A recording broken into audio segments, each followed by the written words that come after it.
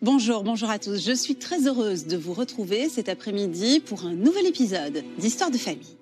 C'est d'une histoire d'amour passionnel dont il est question aujourd'hui, celle de Gilles et Aline. Ces deux cadres de la Banque de France décident à la retraite du mari de se retirer à Marseille.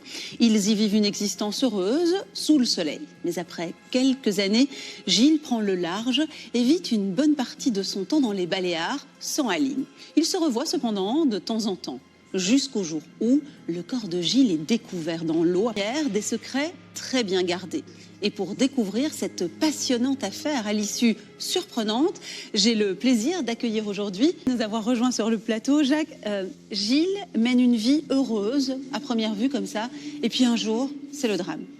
Oui, et j'ajouterais, c'est un drame horrible. L'homme est littéralement emballé dans des sacs plastiques, donc on a vraiment voulu que le cadavre ne remonte pas à la surface. Et alors la question forcément qui va diriger l'enquête, qui est l'auteur de ce meurtre sordide? Et puis autre question, surtout, pourquoi? D'abord au plus proche.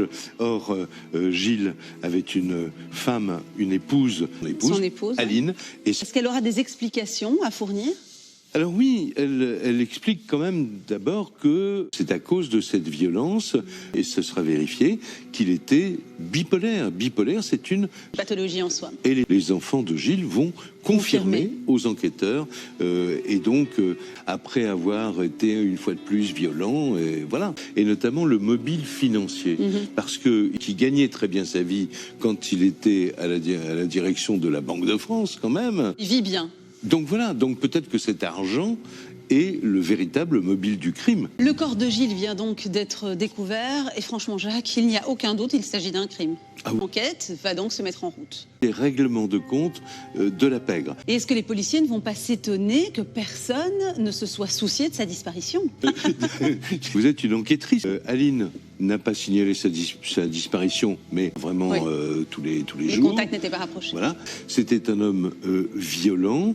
Je me suis défendu.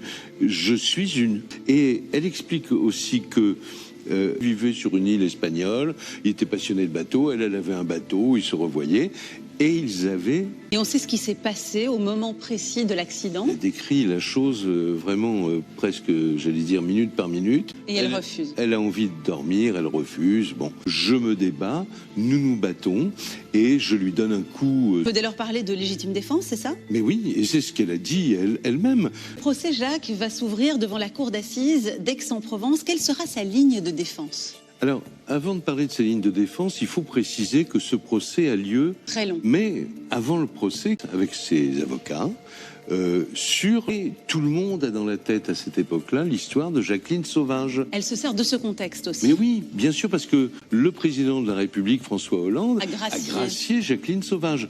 Donc, Aline va donc se présenter en victime, quelque part, comme un nouveau symbole des violences conjugales. Le procès va petit à petit se transformer en procès qu'il n'est plus là pour se défendre.